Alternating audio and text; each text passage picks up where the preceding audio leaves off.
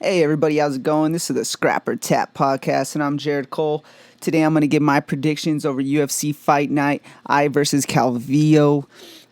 First, I'm going to do a quick recap of UFC 250 we just had this past weekend, and man, it was a good one. I seem to be back on track the last couple weeks. I went 8 for 12. I was correct on the main event and co-main event. I basically killed the main card except for Corey Sandhagen, which I knew was a 50-50 toss-up, and Aljamain Sterling came out and performed. Let me see, off the prelims, I did really good. I'm trying to find one that really stands out. Chase Hooper took an L, which I also saw that coming because Alex Caceres, with all of his record, man, he's fought some really tough opponents, and he's been there with the who's who, and that experience definitely got him that W over Hooper. But let's start with the main card, man. It was a good night. It started off with Sugar Sean O'Malley KOing. Like I said, I called it first round KO over Eddie Wineland. Man, he took it to the vet. He's somebody real, and they're just the progression he's had every single fight is amazing, and I know UFC sees that, so they're giving him the perfect ladder to get where he needs to be in this bantamweight division. Sugar Sean O'Malley, I love to see it. First round KO, and I called that one perfectly. Next, we have Neil Magny versus Rocco Martin. This is one that I leaned heavy with Neil. I just had a feeling he was going to do exactly what he did, outpointed Rocco, and got that win. My buddy George Flores, we had two differences in this main card. I took Neil Magny, and he took Rocco. And then later on we'll get to the next one. But I see why he took Rocco. We were both had our reasons, and Neil Magny came out and got it done. So that was a good one, good W. And after that we had Aljamain Sterling versus Corey Sandhagen. I took Sterling. I'm sorry, I took Sandhagen, and Sterling got the win. Shout out to him, man. He looked dominant. I feel sorry for whoever has to face him next. But for Corey Sandhagen, loss, that's his first loss, and that doesn't mean he's done. He's going to learn. I think he's going to learn a lot from this. He needs some more work on the ground, and I think he's a fight or two away from being right back in the mix, with all those top 5 opponents. And Sterling, he's ready for the title shot. Give him the winner, I guess, of Peter Yan versus Aldo. I think it's going to be Yan, so I think it will fall into place perfectly versus Peter Yan versus Aljo Sterling. And I think that's going to be a justified bantamweight champion, whoever wins that one. And then we had the co-main event, Cody Garbrandt versus Rafael Sunsao. Man, a lot of people were riding high on Sunsao, thinking Garbrandt's chin is gone. But I knew, I knew athletically and just as a fighter, I knew Cody Garbrandt was better than Sunsao. But will he show up and, will he let his head get in the way? He's had 3 straight losses and all by KO. But I rode with Cody Garbrandt. He got the win. That was huge for me. I felt really good about it. Not only because I love to see Cody Garbrandt, win and make another run for that title and, get it for the second time. It was a tough pick, and I went against a lot of people that were, jumping on a Sunsao's train, which it's totally justified as well, man. He's a great fighter. He has a hell of a resume. He's a vet. But Cody Garbrandt showed up and got that first round right at the buzzer KO, and that was beautiful, man.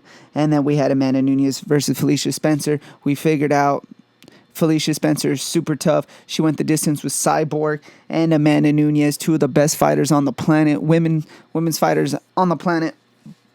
Man, she's a tough girl. But Amanda Nunes is on another level, and that's why we call her the GOAT. Dominated, got the decision, but literally dominated and probably had a 10-8 round at least once or twice in that fight. So that was a great fight by her, and that was UFC 50, man. Again, I went 8 for 12, so that's not too shabby. I did pretty good on DraftKings as well. I won a couple of the competitions I was in. I came in first. They're a private pool, so it was like of 25 people, and I had the best card. So I won some money. It was a great night for me. Great on picks. I enjoyed it, and now we're on to the next one, man. And hopefully we keep it going, keep it running, and just build up our resume, and let's get another positive card. So like I said, I went 8 for 12, and that's going to lead in to UFC Fight Night, Jessica Eye versus Cynthia Calvillo. All right, man, the main event, it's all right. I would expect to see this maybe in the beginning of a main event card, maybe even a co-main on just a decent card, but we're getting it as a headliner, and UFC needs to push out some cards. They had a couple weeks of a delay, so I get why they're doing it. But there's couple really good fights. The one that probably sticks out the most is Carl Roberson versus Marvin Vettori, and then Andre Fili versus Charles Jourdain. But, you're going to hear a lot of names that you might not have heard before. Some I had to do some research on. And I'm going to make these picks very quick, man. I'm not going to sit back and have a 20-minute breakdown or anything like that. I'm going to fire through, like I said, a lot of the guys on the prelims we never really heard of. And so I'm not going to spend too much time, man. But I think I'm going to do good. I think I'm going to have another good week. I did my research, and here's my picks. I'm going to fire through the prelims. All right. So first, we have, and this might, so the actual lineup on UFC didn't have a couple of these fighters, but they were added late. So this might not be the first fight of the night, but it's going to be somewhere in the prelims. So these are the prelims right here. We have Hannah Cifers, which a lot of people have heard, and she just fought a couple weeks ago and lost. But we know who Hannah Cifers is. That's a plus 150 underdog versus Mariah Agaposa. Now, I've seen both of them fight. Did my research on Mariah, and she's the minus 170 favorite, and I see why. Yeah, I get it, man. I think she's gonna do what she has to do to get Hannah Cifers. Hannah Cifers is tough. She's durable. She likes to stand up. But I think Mariah is a little bit better on the stand up as well as the ground. I can see her getting into the ground, and that's why she's a minus 170 favorite. And I'm gonna roll with the favorite, so I'm taking Agapova to get the win. All right, next we got the plus 170 Christian Aguilera versus Anthony Ivy. Now, we just heard about Ivy. He was going to make his debut last week. He was going to step up last second to take on Meerschaert, but somehow Heinisch was able to, they figured out a way for Ian Heinisch to still fight, so he didn't have to worry about it. But they said, look, we're still going to give you your debut. We're going to give you Christian Aguilera. Man, I think this is going to be a good matchup of two up-and-comers. I think Ivy's, a little more athletic. I like his style. I think he's going to try to keep it up and just bang with him and outwork him and possibly get a TKO finish. I've heard a few people being on Aguilera's side saying he's better on the stand-up and he's probably going to get catch Ivy. I'm going to roll with Anthony Ivy. I'm going to take that plus 190 favorite, Anthony Ivy, to get the win. Then we got Jordan Griffin versus Derek Minor. Minor is the plus 160 underdog, minus 180 Jordan Griffin. Making this simple as well, man. I'm taking Griffin. I'm taking Jordan Griffin. I like watching him fight. I've seen him fight quite a few times. He's had a couple fights in the UFC, man, and he hasn't looked bad. And if he's grown any within his last couple fights, I can see him, maturing and becoming a real solid fighter. Yeah, man, we're going to make that quick as well. I'm taking Jordan Griffin, the minus 180 favorite. After that, we got Tyson Nam, the minus 105. Okay, so it's a toss-up. The minus 105 favorite, but not really because we got Ryan Bennett as a minus 115. So it's basically a pick, man. I was gonna say I went back and forth, but not really, man. I jumped straight to Jordan Griffin. I'm taking Jordan Griffin. I think he's gonna get it done. I think he's the more athletic fighter. I think he's gonna get it done standing up. I wouldn't be surprised if Minor takes him down and is able to wear him out, make this kind of a boring fight. But I think Jordan Griffin's gonna get it done, long as he doesn't gas. Yeah, man, we can see. I could see it's second round TKO. Oh, man, did I just confuse fights? I just went over the Derek Maynard and Jordan Griffin, didn't I? Oh, I'm sorry, man. Tyson Nam versus Ryan Bennett is where I was at. Wow. Totally messed that up. I'm rocking with Ryan Bennett, though. Tyson Nam just hasn't shown me anything in the UFC. I don't know if he has a win in the UFC. It was easy for me to go with Ryan, so I'm taking him in this pick'em fight. Sorry about that little mix-up, but we're jumping to the next one. Julia Avila versus Jin Mazanai, which is the plus 400. Julia Avila, the minus 500 favorite. Guys, I'm taking Julia Avila. I think she's going to get it done. Yeah, man, it wasn't tough to pick. I think she has a more experienced, tougher resume, possibly a groundwork. It might not be the most enjoyable fight, but I could see Julia Avila getting it done by decision.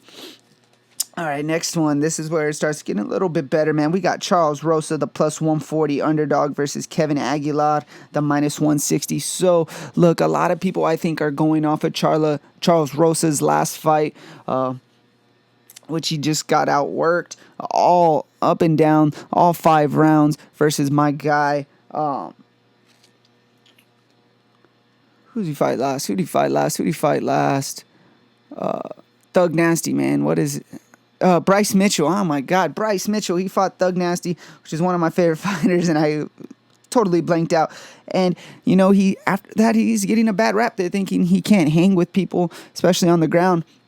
I think he had a bad performance, and, he lost to Thug Nasty, which is not a slouch. So, a lot of people think Kevin Aguilar is going to stand up and bang with Charles Rosa and, knock him out. No, I think it's going to be vice versa, man. I think Charles Rosa is going to push him up against a fence, get some groundwork, prove that he's better than his last performance, and get the win. I'm taking Charles Rosa. All right, next turn. This is where I think this is the main card. It gets a little bit better. We got Jordan Espinoza versus Mark De La Rosa. Now, they're both on losing streaks, guys. They're, Jordan Espinoza is the minus 155 favorite. De La Rosa's the plus 135 underdog. They're both, like I said, on losing streaks. But this one, I'm taking Jordan Espinoza. I think he's more athletic. I think he has the better chance to make a run eventually. But honestly, I could see both of these guys just being a 500 fighters.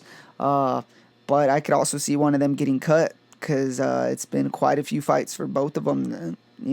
I see Mark De La Rosa just trying to keep it a banging fight, and I just don't think stand up and bang, and I don't think he can hang with Espinoza a little bit, which is a little bit bigger, more athletic, like I said. And I see Espinoza taking him out second or third round TKO. All right. This is one of my favorite fights on the card. I brought it up earlier. We got the minus 220 Andre Fili versus Charles Jourdain, the plus 190 underdog. So, man, Fili got the experience here. He's been in some tough fights, some really good fights with some high competition. And, this last one, I went against him. And I knew that's when, and he got it done. And after that, I was like, I think I need to stick on Fili. I liked him in his beginning, but he went through a little rough patch. And after that, I didn't fade him, but it was hard to say, this guy's definitely going to make a title run or be in contentions. But, man, he's good. He's a good fighter. I think is coming off a loss. But before that, he had like a 3 or 4 fight win streak. I like Andre Fili, and I went against him. It wasn't his last one. I think I actually picked him to win his last one. But before that, so I haven't done so good on picking Andre Fili's fights, but I like him, man, and I think he's going to outwork and, possibly stop Charles Jourdain. I don't think Jourdain's going to, this one, honestly, I think the odds should be slightly closer, but I don't think Charles Jourdain's going to be able to get it done, and I'm taking Andre Touchy Fili to get the win. All right, this next one, we got the minus 370 Merab Devalishi, I don't know. We all call him Marab. We know him as Marab, and he's taking on Ray Borg plus 305, another fighter that just fought a few weeks ago and actually put on a very good performance against Simon, which was close. A lot of people say maybe he won. It was a close split decision. But what really stuck out for Ray Borg is his hands, man. I've known him more as a grappler, but he's on the smaller side, so it's going to be tough for him to hang with some of these guys at this division. He's not going to be able to ragdoll people, but so you could tell he was working on his hands, and man, they got a lot better there, crisp. And if Simon didn't have such a good chin, I wouldn't have been surprised if Ray Borg finished him. Marab's a different beast, man. I think he's going to ragdoll him. I think he's going to get 5 or 6 takedowns. Just keep throwing Ray Borg around, and unless Ray Borg catches him or Marab really messes up or gasses, which I don't see happening, I don't like to go against Ray Borg. I enjoy him as a fighter.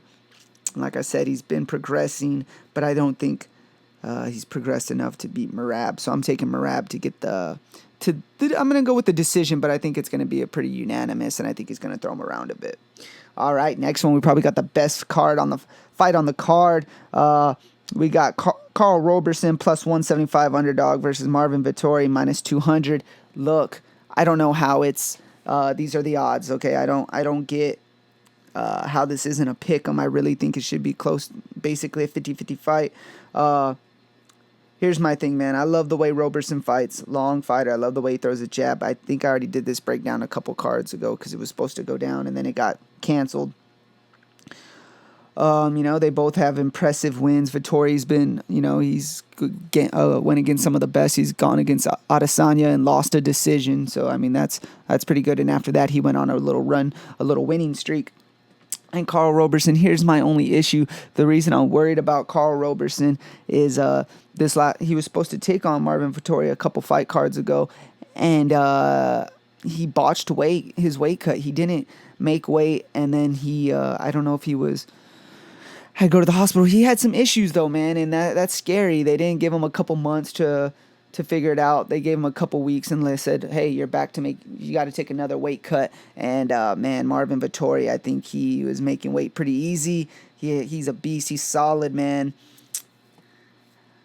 And for those reasons, it's hard to put money behind Roberson. It's, originally I was leaning more towards Roberson, but botched weight cut, only having a couple weeks to do it again. I don't know, man. I think that really might affect his body a bit and maybe even his mental, knowing that he's had to pull out of a card just a couple weeks ago. So I'm taking Marvin Vettori to get it done, man. But like I said, it should be a little bit closer. So if you're trying to put some money or DraftKings, because Roberson's going to be in quite a few of my DraftKings cards. I already know it. Just for value-wise, money-wise. But if you're putting in some money, that's not a bad underdog right there, Carl Roberson. But I'm taking Marvin Vettori to get the dub. All right, the next is the main event. We got minus 110, Jessica Eye versus the minus 110. It's a pick'em, Cynthia Calvillo, man. All right off the bat, I was thinking Cynthia Calvillo. I was thinking she's going to try to make this nasty, stay in on her, maybe work against the fence and just, making an ugly brawl, with elbows and whatnot. But Jessica Eye, man, she is the bigger girl. She is longer. I don't think Calvillo is going to be able to take her down, and I think that's going to be a big issue. I think Jessica Eye is going to be able to work her length, work her jab, keep Calvillo away from her, and honestly pick her off. I don't know about finish. I think it's going to be a decision, but I could see Jessica Eye finishing it. You got to also remember, man, Jessica Eye has been going against some of the best competition. I'm not saying Calvillo hasn't had some good contending fights, but man, Jessica Eye has already fought Shevchenko. Yes, we remember she took the hit, a kick to the dome and got knocked out. But, man, she's up there. She was fighting for the world title for a reason. And, man, she's fought some pretty good competition to get there. So I don't think Calvillo is going to be too big of an issue for her. I think she's going to make it a good fight. I think the first round is going to be a tough one, and I don't, after the first round, I could see a lot of people thinking, oh, shoot, Calvillo is going to bring it to her, but I think Jessica Eye over 5 will get it done. We'll see. But yeah, man, those are my picks. So I'm going to run through just the main card. I'll start at Rosa. So I got Charles Rosa beating Aguilar. I got Espinoza taking out De La Rosa. I got Andre Fili taking out Jourdain. I got Marab beating Ray Borg. I got Marvin Vettori stopping Roberson, and Jessica Eye to take out Cynthia Calvillo. So those are my UFC Fight Night Eye versus Calvillo picks. Man, I appreciate everybody for tuning in. If you are checking out my videos, like, subscribe, man. That helps out a lot. I appreciate everybody. And on to another fight card this coming Saturday. Enjoy. Thanks for tuning in.